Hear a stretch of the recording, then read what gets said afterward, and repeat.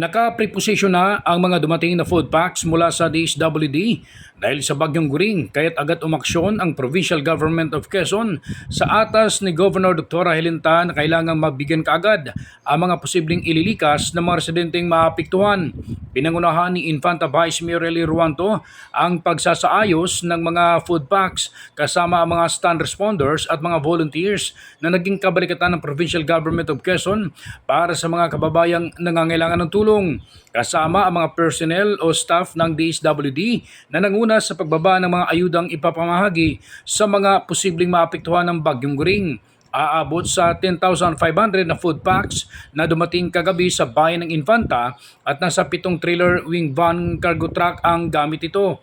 Ihahatid ang mga food packs sa Polillo Group of Islands na bago pa man tumama ang bagyo ay naipamahagi na ang mga kakailanganing food packs. Sa naging pahayag ng DRMD officials ng DSWD, mabilis ang tugon at aksyon ni Governor Tan sa nabago pa man na mananalasa ang bagyo ay agad nakapreposisyon na ang mga food packs upang hindi na mahirapan ang mga ililikas na residente. Ito po ay prepositioning ng mga relief goods.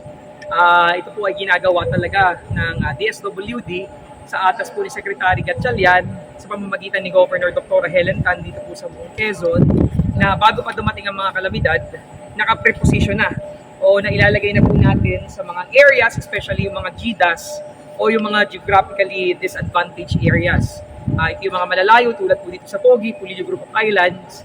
So bago pa man tumama ang bagyo, para mabilis makapag-respond, mabilis po ang relief operations, kailangan makibagsak na rin po doon sa mga areas natin.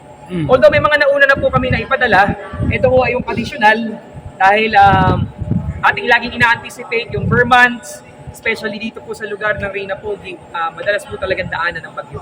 Yung mga nauna na po tayo na ipadala, pero dahil wala na pong biyahe mula pa kahapon, technically aantayin natin na mawala yung abiso ng warning signal at bukod po doon, hopefully mawala ng gale warning para maibiyahe na po ulit natin. Ang replenish po doon sa mga reliefs na naipamahagi na o maipabahagi after po nitong bagyong ito. Correct. Buting Gobernador Dan po, nakita niyo po agad yung pangailangan ng tao, lalo marami pong na-stranded ngayon. At nasalanta po yung mga isla natin, mga gida areas, so kailangan po talagang maipamahagi po at bilang sa pag-assess po nila nabigyan po agad ng karampatang pangailangan, nabigay po agad ni Governor. Ronda balita mula sa lalawigan ng Quezon. Ako si J.R. Narit, naghahatid ng mahalagang impormasyon at balitang totoo.